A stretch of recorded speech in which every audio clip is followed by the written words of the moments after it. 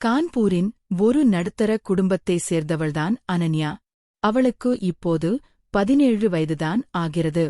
12ஆம் வகுப்பு பொதுத் தேர்வில் நல்ல மதிப்பெண்களோடு தேர்ச்சி பெற்றிருந்த அவளுக்கு மேற்கொண்டு கல்லூரியில் சேர்ந்து படிக்க வேண்டும் என்பதில் அலாதி ஆசை. ஆனால் அவளுடைய தந்தை ராம்பிரசாத் அதற்கு முற்றிலும் எதிராக இருந்தார். அனன்யா தன் தாய் சுமித்ராவிடமும் மாமா விவேகிடமும் கெஞ்சினால் எப்படியாவது அப்பாவை சம்மதிக்க வைக்கும்படி கேட்டுக்கொண்டாள். சுமித்ரா அவளால் முடிந்தவரை கணவரிடம் பேசிப் பார்த்தாள். ஆனாலும் ராம்பிரசாத் மசியவில்லை. இன்றைய காலகட்டத்தில் கல்லூரிகளில் படிப்பை விட தேவையில்லாத பழக்க வழக்கங்களும் காதலும்தான் அதிகமாக நினைக்கிறது என்று அவர் திட்டவட்டமாக கூறிவிட்டார். அப்போதுதான் மாமா விவேக் உள்ளே புகுந்து ராம்பிரசாத்திடம் பேசி நிலைமையை விளக்கினார். அனன்யா அப்படி எந்த தவறான பாதையிலும் செல்ல மாட்டாள் என்றும் படிப்பில் மட்டுமே அவரது கவனம் இருக்கும் என்றும் அவரது நடத்தைக்குதான் முழு உத்தரவாதம் அளிப்பதாகவும் கூறினார். விவேக் அவ்வளவு தூரம் உறுதியளித்த பிறகே ராம்பிரசாத் அனன்யாவை கல்லூரிக்கு அனுப்ப சம்மதித்தார். ஆனால் அனன்யாவின் பொறுப்போ இன்று முதல் உன்னுடையது என்று விவேகிடம் கராராக கூறிவிட்டார். அவள் ஏதாவது தவறான காரியம் செய்து இந்த வம்சத்தின் பெயருக்கும் குடும்பத்தின் மானத்திற்கும் கலங்கம் ஏற்படுத்தினால் அனன்யா மட்டுமல்ல, அவளை நம்பி பரிந்துரைத்த நீயம்தான் வீட்டை விட்டு வெளியேற வேண்டியிருக்கும் என்று எச்சரித்தார். அதற்கு விவேக், நீங்கள் எதற்கும் கவலைப்பட வேண்டாம். நான் அனன்யாவின் ஒவ்வொரு செயலையும் ஒரு நிழல் போல கண்காணிப்பேன் என்று வாக்குறுதி அளித்தார். மாமாவின் மனதில் அப்போது என்ன இருந்தது, அவர் ஏன் தனக்கு இவ்வளவு தூரம் ஆதரவாக பேசுகிறார் என்று அனன்யாவிற்கு அப்போது விளங்கவில்லை. ஆனால் தன் மாமாவுடனான எந்த உறவும் பழக்கமும் இவ்வளவு பெரிய திருப்பத்தை நோக்கி தன்னை அழைத்துச் செல்லும் என்று அவள் கனவிலும் நினைத்து பார்த்திருக்கவில்லை. சில நாட்களிலேயே விவேக் அவளுடன் சென்று நகரின் புகழ்பெற்ற கல்லூரியில் அவளை சேர்த்துவிட்டார். ஆரம்பத்தில் அனன்யா முழு மனதுடன் படிக்கத் தொடங்கினாள். கல்லூரியில் யாரிடமும் அதிகமாக பழகாமல் ஒதுங்கியே இருந்தாள். கல்லூரியில் அன்றாடம் என்ன நடந்தாலும் அவள் மாலையில் வீட்டிற்கு வந்ததும் விவேகிடம் அனைத்தையும் பகிர்ந்து கொள்வாள். விவேகம் அவளிடம் மிகவும் நெருக்கமாகவும் அன்பாகவும் பழகி வந்தார். ஆனால் சில நேரங்களில் அவர் தன்னை ஒரு விசித்திரமான பார்வையுடன் பார்ப்பது போல் அனன்யாவிற்கு தோன்றும். விவேக்கின் மனைவி, அதாவது அனன்யாவின் அத்தை, கிராமத்தில் வசித்து வந்ததால் விவேக் தனது அலுவலக வேலை காரணமாக இவர்களது வீட்டிலேயே தங்கியிருந்தார். நாட்கள் செல்லச் செல்ல கல்லூரியில் அனன்யாவிற்கு நேகா என்ற ஒரு பெண்ணுடன் நட்பு ஏற்பட்டது. அந்த தோழியுடன் பழகத் தொடங்கிய பிறகுதான் அனன்யாவின் திசை மாறத் தொடங்கியது. தனக்கு ஏற்கனவே பெரிய இடத்தில் நிச்சயதார்த்தம் முடிந்துவிட்டது என்று நேகா அனன்யாவிடம் கூறினாள். ஒருநாள் நேகா தன் வருங்கால கணவனை அனன்யாவிற்கு அறிமுகப்படுத்தியும் வைத்தாள். தங்களுக்குள் திருமணம் முடிவாவதற்கு முன்பே தாங்கள் இருவரும் அனைத்து எல்லைகளையும் தாண்டிவிட்டதாக நேகா அனன்யாவின் காதில் ரகசியமாக கூறினாள். தங்களுக்குள் இப்போது எந்த திரையும் இல்லை, எல்லாம் முடிந்துவிட்டது என்று அவள் விவரித்த விதம் அனன்யாவிற்குள் ஒரு புதிய சலனத்தை ஏற்படுத்தியது. நேகா அப்படி சொன்னதும் அனன்யாவிற்கும் அதுவரை அறியாத சில விஷயங்களைப் பற்றி தெரிந்து கொள்ளும் ஆர்வம் தொற்றுக்கொண்டது.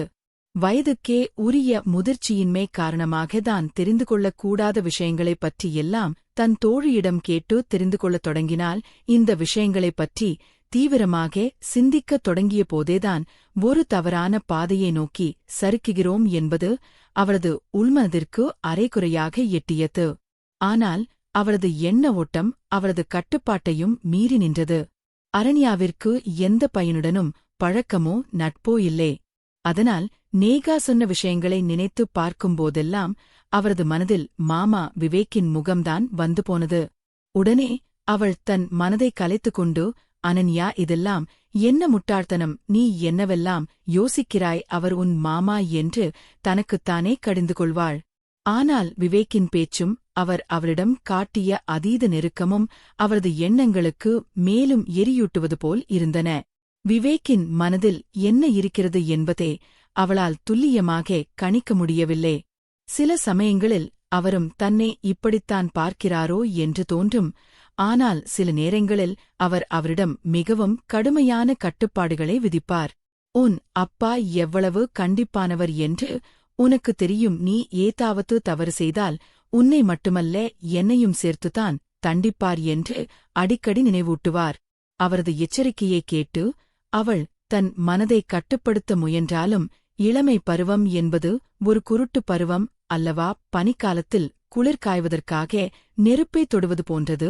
அது கைகளை சூடாக்கிக் கொள்ளலாம் என்று நினைத்து நெருப்பிலேயே கையை வைக்கும் அபாயம் அதில் இருந்தது. கல்லூரிக்கு சென்றாலும் அங்கேயும் அவளது தோழிகள் மத்தியில் இதே போன்ற அரட்டைகளும் பேச்சுக்களும் தான் ஓடிக்கொண்டிருந்தன. ஒருநாள் கல்லூரியிலிருந்து வீட்டுக்கு வந்த அனன்யா தன் தோழிகள் சொன்ன விஷயங்களையே படுக்கையில் படுத்துக்கொண்டு தீவிரமாக யோசித்துக் கொண்டிருந்தால் அன்று மாலை விவேக் அலுவலகத்தில் இருந்து களைப்பாக வந்து அமர்ந்தார். அனன்யா சோபாவில் அமர்ந்து ஏதோ ஆழமான சிந்தனையில் இருப்பதைக் கண்டு, அனன்யா என்ன இவ்வளவு ஆழமாக யோசித்துக் கொண்டிருக்கிறாய் என்று கேட்டார். அனன்யா ஒரு விசித்திரமான பாவனையுடன் அவரை நோக்கி, மாமா, என் தோழி என்று என்ன சொன்னால் தெரியுமா என்று கேட்டார். சிறுவயதில் இருந்தே தன் மனதில் உள்ள அனைத்தையும் மாமாவிடம் கொட்டித் தீர்க்கும் பழக்கம் அவளுக்கு இருந்தது. எந்த மாதிரியான விஷயமாக இருந்தாலும் மறைக்காமல் அவரிடம் சொல்லிவிடுவாள். விவேக் அவளை ஏறிட்டு பார்த்துவிட்டு, சொல், உன் தோழி உன்னிடம் அப்படி என்ன சொன்னாள் என்று கேட்டார். இணையத்தில் பலவிதமான வயது வந்தோருக்கான வீடியோக்கள் கிடைக்கின்றன என்றும் அதில் இல்லாத விஷயங்களே இல்லை என்றும் என் தோழி சொன்னாள். உங்களிடமும் ஸ்மார்ட் போன் இருக்கிறது, இணைய வசதியும் இருக்கிறது. நீங்களும் அந்த வீடியோக்களை பார்த்திருப்பீர்கள் அல்லவா? நாம் இருவரும் சேர்ந்து அந்த வீடியோக்களை பார்த்து மகிழ்வோமா என்று அனன்யா கேட்டார். தன் முகத்தை விவேக்கின் முகத்திற்கு மிக அருகில் கொண்டு சென்று கிசுகிசுக்கும் குரலில் அவள் இதை சொன்னாள். விவேக் கோபத்தால் விரிந்த கண்களுடன் அவளை பார்த்தார். அவர் தன்னை நன்றாக திட்டித் தீர்க்கப் போகிறார் என்று அனன்யா பயந்தாள். ஆனால் அடுத்த சில நொடிகளிலேயே விவேக்கின் முகம் சட்டென்று மாறியது. அவளை உற்று பார்த்த அவர் மனதிற்குள் ஏதோ ஒரு முடிவிற்கு வந்தவராக புன்னகைத்தார். அதே கிசுகிசுப்பான துணியில், அனன்யா, இந்த விஷயங்களைப் பற்றி மட்டும் உன் அப்பாவிடம் எதையும் சொல்லிவிடாதே, இல்லை என்றால் உன் அப்பா உன்னை மட்டுமல்ல என்னையும் சேர்த்தே இந்த வீட்டை விட்டு துரத்திவிடுவார். நான் உனக்கு உத்தரவாதம் அளித்திருப்பதால் எனக்கும் தங்குவதற்கு பெரிய பிரச்சனை ஏற்படும் என்றார். மேலும் வீடியோ பார்ப்பதைப் பற்றி பேசுகையில், நீ இன்று இரவு நேரத்தில் யாரும் பார்க்காதபோது என் அறைக்கு வா, உனக்கு எல்லா வகையான வீடியோக்களையும் நான் காட்டுகிறேன் என்று கூறினார். அப்படி சொல்லும்போது விவேக்கின் கண்களில் ஒரு பிரகாசமான குறும்பு மின்னியது. அதன் அர்த்தம் அந்த அரியா பருவத்தில் அனன்யாவிற்கு புரியவில்லை. அதன் பிறகு விவேக் தன் அறைக்கு சென்றார். அனன்யா படிக்க அமர்ந்தாள். ஆனால் அவளது மனம் புத்தகத்தில் ஈடுபடவில்லை. வரவிருக்கும் இரவை பற்றியும் அங்கு என்ன நடக்கும் என்பதைப் பற்றியுமே அவளது மூளை சிந்தித்துக் கொண்டிருந்தது. இருப்பினும் படிப்பில் விவேக் மிகவும் கண்டிப்பானவர் என்பதால் அவரது கல்லூரி பாடங்களை முடிக்க வேண்டிய கட்டாயம் இருந்தது. முதலில் உன் படிப்பு, அதற்கு பிறகுதான் மற்ற பொழுதுபோக்குகள் என்று அவர் ஏற்கனவே அவரிடம் கராராக கூறியிருந்தார். நீ படிப்பில் சிறப்பாக இருந்தால் உன் அப்பாவும் உன்னை நம்புவார், உனக்கான சுதந்திரத்தின் கதவுகள் திறக்கும் என்று அவர் சொன்னது அனன்யாவிற்கு சரியாகப்பட்டது. எனவே அவள் தன் மனதிலிருந்த சலனங்களை தற்காலிகமாக ஒதுக்கிவிட்டு தன் கல்லூரி வீட்டு பாடங்களை முழு கவனத்துடன் செய்து முடித்தாள். இரவு நேரம் நெருங்க நெருங்க அவளது இதய துடிப்பு அதிகரித்தது. வீட்டில் அனைவரும் உறங்கிய பிறகு நள்ளிரவில் அவள் அமைதியாக விவேக்கின் அறைக்கு சென்றாள். அவள் உள்ளே நுழைந்தபோது விவேக் பெண்களுக்கான சில கவர்ச்சி பத்திரிகைகளை பார்த்துக் கொண்டிருந்தார். அனன்யாவை கண்டதும் அவர் புன்னகைத்துக் கொண்டே அந்த பத்திரிகையை மேஜைக்கு அடியில் மறைத்து வைத்தார். அது ஒரு கடுமையான குளிர்காலம் என்பதால் அன்றைய இரவு பனிப்பொழிவு மிக அதிகமாக இருந்தது. குளிரின் தாக்கம் தாங்காமல் அனன்யா நேராக சென்று விவேக்கின் படுக்கையில் அமர்ந்தாள். அவரது அருகில் நெருக்கமாக அமர்ந்து கொண்டு, மாமா, எனக்கு அந்த வீடியோவை விரைவாக காட்டுங்கள். இல்லை என்றால் அப்பா எந்த நேரத்திலும் எழுந்து வந்துவிடப் போகிறார் என்று அவசரப்படுத்தினாள். விவேகம் நேரத்தை வீணடிக்காமல் தன் மொபைலை எடுத்து அவளுக்கு சில வீடியோக்களை காட்டத் தொடங்கினார். அந்த காட்சிகளை பார்த்தபோது அனன்யாவிற்குள் ஒரு விசித்திரமான பதற்றமும் மாற்றமும் ஏற்பட்டது. ஆனால் அவர்கள் சில நிமிட வீடியோக்களை மட்டுமே பார்த்திருந்த வேளையில் எதிர்பாராத விதமாக ராம்பிரசாத் கதவை திறந்து கொண்டு அறைக்குள் வந்துவிட்டார். அறைக்குள் நுழைந்த ராம்பிரசாத் தன் மகளை அங்கே கண்டதும் அதிர்ச்சியடைந்தார்.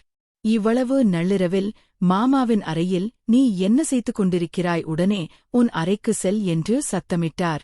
அப்பாவின் கடுமையான குரலை கேட்டதும் அனன்யா பயத்தில் நடுங்கிவிட்டாள். தான் பார்த்து கொண்டிருந்த விஷயங்களை எல்லாம் மறந்துவிட்டு பதற்றத்துடன் வேக வேகமாக தன் அறைக்கு ஓடி வந்து படுத்துக்கொண்டாள். அப்பா விவேக்கின் அறையை விட்டு வெளியேறி தன் அறைக்கு சென்ற பிறகு மீண்டும் விவேக்கின் அறைக்கு செல்லலாம் என்று அவள் திட்டமிட்டார். ஆனால் அன்று இரவு ராம்பிரசாத்திற்கு விவேக்கிடம் ஏதோ முக்கியமான குடும்ப விவகாரம் குறித்து பேச வேண்டியிருந்ததால் அவர் நீண்ட நேரம் விவேக்கின் அறையிலேயே அமர்ந்திருந்தார். அனன்யா படுக்கையில் காத்திருந்து எப்போது தூங்கினாள் என்றே அவளுக்கே தெரியவில்லை. மறுநாள் விடிந்தது. கல்லூரியிலிருந்து திரும்பிய அனன்யா அன்றைய இரவுக்காக ஆவலோடு காத்திருந்தாள். ஏனெனில் முந்தைய இரவு அவளால் முழுமையாக எதையும் பார்க்க முடியவில்லை. எப்படியோ தன் பொறுமையை கட்டுப்படுத்திக் கொண்டு இரவு வந்ததும் விவேக்கின் அறைக்கு சென்றாள். ஆனால் விவேகோ, எனக்கு அலுவலக வேலைகள் சில பாக்கியிருக்கின்றன, அதை முடித்துவிட்டு வருகிறேன். நீ சிறிது நேரம் கழித்து என் அறைக்கு வா, நான் உனக்கு காட்டுகிறேன் என்றார். காலையிலிருந்து ஆவலோடு இருந்த அனன்யாவிற்கு இது ஏமாற்றத்தை தந்தது. அவள் சற்று கோபத்துடன் தன் அறைக்கு வந்து அமர்ந்தாள். அவளது மொபைலில் இணைய வசதி எப்போதும் ஆன் செய்யப்பட்டே இருக்கும். அப்போது அவளது மொபைலுக்கு முற்றிலும் புதியதொரு எண்ணில் இருந்து ஒரு குறுஞ்செய்தி வந்தது. அதோடு ஒரு புகைப்படமும் வந்திருந்தது. அந்த புகைப்படத்தை திறந்து பார்த்த அனன்யாவின் கண்கள் ஆச்சரியத்தில் விரிந்தன. அவள் அந்த படத்தையே உற்று பார்த்து கொண்டிருக்கும்போதே அந்த மர்ம நபரிடமிருந்து அடுத்தடுத்து குறுஞ்செய்திகள் வரத் தொடங்கின. அவன் அவளிடம் மிகவும் கொஞ்சலாகவும் ஆசையை தூண்டும் வகையிலும் பேசினான். ஏற்கனவே சலனத்தில் இருந்த அனன்யா அவனது பேச்சில் மயங்கி அவளும் அதே பாணியில் பதிலளிக்கத் தொடங்கினாள். இந்த விஷயத்தை உடனடியாக விவேக்கிடம் சொல்ல வேண்டும் என்று நினைத்து அவள் விவேக்கின் அறைக்கு ஓடினாள். ஆனால் அவரது அறைக்குதவோ உள்பக்கமாக பூட்டப்பட்டிருந்தது. வேறு வழியின்றி தன் அறைக்கு திரும்பிய அனன்யா அந்த தெரியாத முகமற்ற பையனுடன் சாட்டிங் செய்வதிலேயே மூழ்கிப் போனாள். பேச்சு தீவிரம் அடைந்தபோது, நான் உன்னை நேரில் பார்க்க விரும்புகிறேன், தயவு செய்து வீடியோ காலில் வா என்று அவனிடம் கூறினாள். ஆனால் அந்த பையன் வீடியோ காலில் வர மறுத்துவிட்டான். அதே நேரத்தில் அனன்யா ஏதோ ஒரு தேவைக்காக தன் அறையிலிருந்து வெளியே வந்தபோது அவளது பார்வை மாமா விவேக்கின் மீது விழுந்தது.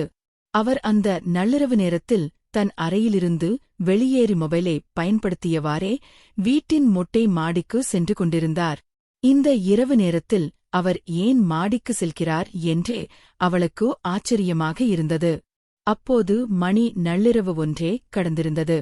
அனன்யாவிற்கு தூக்கமும் வரவில்லை, மாறாக ஒரு புதிய சந்தேகம் அவளது மனதில் முளைவிட்டது. ஒருவேளை மாமா விவேக்தான் புதிய எண்ணில் இருந்து தனக்கு செய்தி அனுப்புகிறாரோ என்ற எண்ணம் ஓடியது. இந்த குழப்பமான சிந்தனைகளுடனேயே அவள் எப்போது தூங்கினாள் என்று தெரியாமல் உறங்கி போனாள். கனவில் விவேக் அவளோடு நெருக்கமாக இருப்பது போன்றும் அவளை ஏதோ செய்யச் சொல்வது போன்றும் ஒரு விசித்திரமான கனவு கண்டு திடுக்கிட்டு விழித்தாள். மறுநாள் காலையில் விவேக்கை பார்த்தபோது அவர் முகம் வழக்கத்திற்கு மாறாக மிகவும் மகிழ்ச்சியாக காணப்பட்டது. அவர் அவளிடம் சிரித்து பேசினார். அதுவரை அனன்யா கல்லூரிக்கு நடந்தோ அல்லது பேருந்திலோதான் சென்று வந்தாள். ஆனால் அன்று வா அனன்யா என்று, நான் உன்னை என் பைக்கிலேயே கல்லூரியில் கொண்டு போய் விடுகிறேன் என்றார் விவேக். அவளும் மகிழ்ச்சியோடு அவருடன் சென்றாள். மாலை கல்லூரி முடிந்ததும் அவள் நுழைவாயிலுக்கு வெளியே வந்தபோது விவேக் ஏற்கனவே அவளுக்காக பைக்கோடு காத்திருந்தார். ஆனால் அன்று அனன்யா மிகவும் சோகமாக காணப்பட்டாள். காரணம், அவளது தோழி நேகா அவளிடம் ஏதோ ஒரு விஷயத்திற்காக கோபித்துக் கொண்டு சண்டை போட்டிருந்தாள். வழியில் அவளது முகவாட்டத்தை கவனித்த விவேக் அவளது சோகத்திற்கான காரணத்தை கேட்டார். நேகாவுடன் சண்டை நடந்துவிட்டதாகவும் அதனால் மனம் வருத்தமாக இருக்கிறது என்றும் அனன்யா கூறினாள். உடனே விவேக் கவலைப்படாதே, உன் மனதை நான் இப்போதே சரி செய்கிறேன் என்று கூறி வழியில் இருந்த ஒரு பிரியாணி உணவகத்தின் முன் பைக்கை நிறுத்தினார். அரண்யாவிற்கு பிரியாணி என்றால் உயிர் என்பது அவருக்கு தெரியும். அவர்கள் இருவரும் அங்கே அமர்ந்து பிரியாணி சாப்பிட்டுவிட்டு குளிர்பானமும் கொடுத்தனர். விவேக் அங்கேயும் அவரிடம் பல ஜோக்குகளை கூறி அவளை சிரிக்க வைத்தார். அதன் பிறகு அவர்கள் இருவரும் வீட்டிற்கு திரும்பினர். அன்று அனன்யாவின் தாயும் தந்தையும் வீட்டில் இல்லை. அவர்கள் ஒரு தூரத்து உறவினரின் திருமணத்திற்காக வெளியூர் சென்றிருந்தார்கள். வீட்டில் இருவரும் தனியாக இருந்தபோது விவேக் அவளிடம், என்ன அனன்யா என்று அந்த வீடியோவை மீண்டும் பார்க்கலாமா என்று நீ என்னிடம் கேட்கவே இல்லையே என்று வம்புக்கு இழுத்தார். அதற்கு அனன்யா, நான்தான் ஏற்கனவே அதையெல்லாம் பார்த்துவிட்டேனே என்று அலட்சியமாக கூறினாள். விவேக் திடீரென்று அவளை ஆச்சரியத்துடனும் அதிர்ச்சியுடனும் பார்த்தார். எப்படி பார்த்தாய்? உன்னிடம் சாதாரண டேட்டா பேக் தானே இருக்கிறது என்று சற்று கடுமையான துணையில் கேட்டார். எனக்கு ஒரு புதிய நண்பர் கிடைத்திருக்கிறார். அவர்தான் எனக்கு அந்த வீடியோக்களையும் பணங்களையும் அனுப்பினார். நான் நேற்று இரவே உங்களிடம் இதை சொல்ல வந்தேன், ஆனால் நீங்கள் தூங்கிவிட்டீர்கள் என்றாள் அனன்யா. இதைக் கேட்டதும் விவேக் ஆழ்ந்த சிந்தனையில் மூழ்கினார். நீ இப்போது போய் உன் உடைகளை மாற்றிவிட்டு வா என்று அவளை அனுப்பி வைத்தார். அரண்யா தன் அறைக்கு சென்று உடை மாற்றிவிட்டு மீண்டும் வரவேற்பறைக்கு வந்தபோது விவேக் அவளது மொபைலை கையில் வைத்துக்கொண்டு எதையோ தீவிரமாக தேடிக் கொண்டிருப்பதைக் கண்டாள். அவள் வருவதை பார்த்ததும் அவர் பதற்றம் அடையாமல் அந்த மொபைலை மேஜையின் மீது வைத்தார். பிறகு அவர்கள் இருவரும் இரவு உணவு சாப்பிட அமர்ந்தனர். சாப்பிடும்போது விவேக் தன்னை மிகவும் விசித்திரமான மற்றும் தீர்க்கமான பார்வையோடு பார்ப்பதை அனன்யா கவனித்தாள். அவர் தன் குரூரமான எண்ணத்தை நிறைவேற்ற ஏதோ சொல்ல முயல்கிறார். ஆனால் அவரால் வார்த்தைகளை வெளிப்படுத்த முடியவில்லை என்று அவரது அறியா மனம் கணக்கிட்டது. மாமா, இப்போது சொல்லுங்கள், நான் கண்டிப்பாக மறுக்க மாட்டேன் என்று அனன்யா தன் மனதிற்குள் நினைத்துக் கொண்டாள். அப்போது அவளது பார்வை விவேக்கின் முகத்தில் இருந்து அவளது மொபைலுக்கு சென்றது. ஏனெனில் அவள் இப்போதும் அந்த தெரியாத பையனின் குறுஞ்செய்திக்காக காத்திருந்தாள். அவன் மதியம் முதல் அவளுக்கு செய்தி அனுப்பவில்லை. விவேக்கும் ஏதோ சொல்ல வந்து தயங்கிக் கொண்டிருந்தார். அந்த தருணத்தில் அனன்யா மேஜையில் இருந்த தன் மொபைலை எடுத்து அந்த புதிய எண்ணுக்குதானே ஒரு செய்தியை அனுப்பத் தொடங்கினாள். ஆனால் விவேக் சட்டென்று அவளது கையிலிருந்து மொபைலை பறத்தார். அவருக்கு தன்மீது பொறாமை ஏற்பட்டுவிட்டது என்று அனன்யா தனக்குள் நினைத்து மகிழ்ந்தாள். விவேக் அவளிடம் சாப்பிடும்போது மொபைல் பயன்படுத்துவது நல்ல பழக்கம் இல்லை. அதனால் மொபைலை என்னிடம் கொடு என்று கூறி அதை தன் வசம் எடுத்துக்கொண்டார். அனன்யா வேக வேகமாக சாப்பிட்டு முடித்துவிட்டு, மாமா, நான் சாப்பிட்டு முடித்துவிட்டேன், என் மொபைலை என்னிடம் கொடுங்கள் என்று கேட்டார். அதற்கு அவர், தருகிறேன், இப்போது நீ உன் கல்லூரி புத்தகங்களை எடுத்துக்கொண்டு என் அறைக்கு வா என்றார். பொறாமையின் உச்சத்தில் இன்று மாமா தன் விருப்பத்தை நிறைவேற்றப் போகிறார் என்று அனன்யா உள்ளூர மகிழ்ச்சி அடைந்தாள். அவளும் அப்படியே செய்தாள். தன் புத்தகங்களை எடுத்துக்கொண்டு விவேக்கின் அறைக்கு சென்றவள் அவசர அவசரமாக தன் கல்லூரி வேலைகளை முடித்தாள். அப்போது இரவு மணி 11 ஆகியிருந்தது. அனன்யா விவேக்கிடம், மாமா, இப்போது என் மொபைலை கொடுங்கள், நான் என் நண்பனுடன் பேச வேண்டும் என்றாள். அதற்கு விவேக், என் தலை மிகவும் வலிக்கிறது அனன்யா, முதலில் எனக்கு ஒரு நல்ல தேநீர் தயாரித்துக் கொண்டு வா என்றார். அவளும் சமையலறைக்கு சென்று தேநீர் தயாரித்து எடுத்துக்கொண்டு விவேக்கின் அறைக்கு வந்தாள். தேநீர் கோப்பையை மேஜையின் மேல் வைத்துவிட்டு அவரை தூண்டும் விதமாக சிரித்துக்கொண்டே அங்கிருந்து நகர முற்பட்டாள். அப்போது விவேக் சட்டென்றே அவளது கையை பிடித்து இழுத்து, இன்று இரவு நீ என் அறையிலேயே தந்து என்றார். அனன்யா ஒரு அமைதியான சம்மதிப்பது போன்ற பார்வையுடன் அவரை பார்த்தாள். ஆனால் அவளுக்கு இன்று இரவு அந்த புதிய பையனுடன் வீடியோ காலில் பேச வேண்டிய ஆசையும் இருந்தது. எனவே அவள் விவேக்கின் எண்ணத்தை சோதிப்பதற்காக வேண்டுமென்றே என் அறைக்கு செல்கிறேன் என்று கூறி தன் கையை அவரிடமிருந்து விடுவித்துக் கொண்டு வெளியே செல்ல முயன்றாள். ஆனால் விவேக் அவளை போக விடாமல் தடுத்து, நான் சொன்னதை மட்டும் செய் என்று மிகவும் கடுமையான மற்றும் அதிகாரப்பூர்வமான துணியில் கூறினார். அவளை தன் படுக்கையில் படுக்க வைத்தார். அவரது அந்த கடுமையான குரலுக்கு அஞ்சி அனன்யாவும் படுக்கையில் படுத்துக்கொண்டாள். அதன் பிறகு அன்று இரவு முழுவதும் விவேக் அவளிடம் செய்த காரியத்தை அனன்யா தன் கனவிலும் நினைத்து பார்த்திருக்க மாட்டார். அவர் நீண்ட நேரம் அவரது மொபைலையே பயன்படுத்திக் கொண்டிருந்தாரே தவிர அவளைத் தொடவில்லை, அவளையும் தூங்கவிடவில்லை. நள்ளிரவு 12 மணி அளவில் விவேக் அவளிடம், அனன்யா, உனக்கு அந்த புதிய பையன் யார் என்று பார்க்க வேண்டுமா? யார் உனக்கு நள்ளிரவில் வீடியோ அழைப்பும் புகைப்படமும் அனுப்பி உன்னை ஆசை வார்த்தைகளில் வீழ்த்த பார்த்தது என்று தெரியுமா என்று கேட்டார். விவேக்கின் பேச்சைக் கேட்டதும் அனன்யா மிகுந்த உற்சாகம் அடைந்து, ஆம் மாமா, எனக்கு பார்க்க வேண்டும், அவன் யார் என்று சொல்லுங்கள் என்றால் விவேக் அவளது மொபைலை அவரது கையில் கொடுத்து, இதைப் பார் என்றார். அந்த திரையில் இருந்த புகைப்படத்தையும் சாட்களையும் பார்த்த அனன்யாவின் உலகம் ஒரு கணம் ஸ்தம்பித்தது. அவளுக்கு பேரதிர்ச்சியாக இருந்தது. ஏனென்றால் அந்த புதிய எண்ணில் இருந்து அவளுக்கு ஆசை வார்த்தைகளை அனுப்பிய பையன் வேறு யாருமல்ல, அவளது தோழி நேகாவிற்கு நிச்சயதார்த்தம் செய்யப்பட்ட அவளது வருங்கால கணவன்தான் அவன். அனன்யா சோகம் மற்றும் ஏமாற்றம் நிறைந்த கண்களுடன் அதிர்ச்சியிலிருந்து மீள முடியாமல் விவேக்கை பார்த்தாள். அவளது கண்களில் திருந்து கண்ணீர் தாரை தாரையாக கொட்டியது. அப்போது விவேக் அவளிடம் மிகவும் நிதானமாகவும் கனிவாகவும் பேசத் தொடங்கினார். நீ இந்த புதிய பையனைப் பற்றி என்னிடம் அரைக்குறையாக சொன்னபோதே யாரோ ஒரு காமுகன் உன்னை ஏமாற்றி முட்டாளாக்க நினைக்கிறான் என்பதை நான் புரிந்து கொண்டேன். அதனால்தான் நேற்று இரவு உன் மொபைலில் இருந்து அந்த எண்ணை எடுத்து மாணிக்கு சென்று அந்த பையனுடன் நான் உன் பெயரில் பேசத் தொடங்கினேன். அவன் உன்னை தன் வலைக்குள் வீழ்த்தி உனது அந்தரங்க புகைப்படங்களை வாங்கி சமூக ஊடகங்களில் பதிவேற்ற திட்டமிட்டிருந்தான். நான் நேற்று இரவு அவனை பிடித்து சட்டப்படியும் என் பாணியிலும் மிரட்டி பணிய வைக்காமல் இருந்திருந்தால் இந்நேரம் நீ ஒட்டுமொத்தமாக அழிந்து போயிருப்பாய், உன் வாழ்க்கையை சீரழிந்திருக்கும்.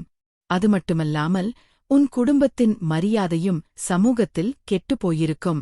அதன் பிறகு உன் அப்பாவும் நம் குடும்பமும் என்ன மாதிரியான விபரீத முடிவை எடுத்திருப்போம் என்பது வேறு விஷயம்.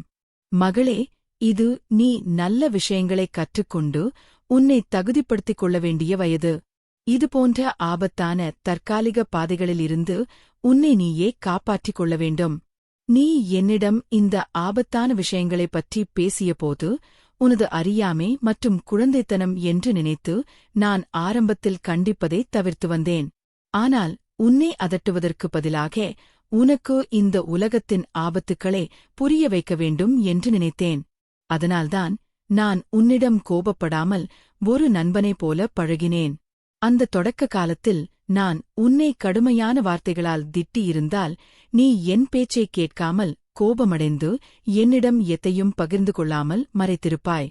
என்னிடமிருந்து விலகிச் சென்று அந்த ஏமாற்றுக்காரர்களின் வலையில் மிக எளிதாக விழுந்திருப்பாய் என்றார் விவேக். மாமாவின் பேச்சைக் கேட்ட அனன்யா தன் தவறை உணர்ந்து கதறி அழுதாள். விவேக் அவளுக்கு ஆறுதல் கூறி அவளது கண்ணீரை துடைத்தார். மேலும் கல்லூரியில் படிப்பில் மட்டுமே கவனம் செலுத்தும் நல்ல பெண்களுடன் மட்டும் நட்பு கொள்ளும்படியும் கெட்ட பழக்க வழக்கங்கள் உள்ள பெண்களிடமிருந்து விலகியிருக்கும்படியும் அறிவுறுத்தினார். அனன்யா தன் மாமாவின் கைகளை பிடித்துக்கொண்டு, நான் இனிமேல் என் படிப்பில் மட்டுமே கவனம் செலுத்துவேன் என்றும் இனி ஒருபோதும் இதுபோன்ற தவறான எண்ணங்களுக்கும் ஆபத்தான வலைத்தள பழக்கங்களுக்கும் இடம் தரமாட்டேன் என்றும் கண்ணீருடன் உறுதியளித்தாள். ஆம் நண்பர்களே, இன்றைய காலகட்டத்தில் பல பெற்றோர்கள் தங்கள் குழந்தைகளுடன் அமர்ந்து அவர்களின் மன ஓட்டங்களை பகிர்ந்து கொள்ள நேரம் ஒதுக்குவதில்லை. இது அவர்கள் குழந்தைகளுக்கு செய்யும் மிகப்பெரிய அநீதியாகும். குழந்தைகளுக்கு எது நல்லது எது கெட்டது என்பதை புரிய வைக்க வேண்டியது பெற்றோரின் கடமை. பள்ளி அல்லது கல்லூரிகளில் ஏதேனும் தவறான வழிகாட்டுதல்கள் ஏற்பட்டால் அதை தயங்காமல் உங்கள் பெற்றோரிடமோ அல்லது குடும்பத்தில் உள்ள நம்பகமான பெரியவரிடமோ பகிர்ந்து கொள்ளுங்கள். இதன் மூலம் எதிர்காலத்தில் வரக்கூடிய பேராபத்துக்களில் இருந்தும் ஏமாற்றங்களில் இருந்தும் உங்களை நீங்கள் பாதுகாத்துக் கொள்ளலாம். அரண்யாவின் மாமா விவேக்கைப் போல பிள்ளைகளின் குடும்பத்தினர் அவர்களின் பாதுகாப்பிற்காக அவர்களின் ஒவ்வொரு அடியையும் கனிவோடும் கண்காரிப்போடும் வழிநடத்த வேண்டும். இந்த தார்மீக கதை உங்களுக்கு பிடித்திருந்தால் வீடியோவை லைக் செய்து உங்கள் நண்பர்களுக்கு ஷேர் செய்யுங்கள். மேலும் பல விழிப்புணர்வு கதைகளுக்கு நமது சேனலை சப்ஸ்கிரைப் செய்து கொள்ளுங்கள். நன்றி.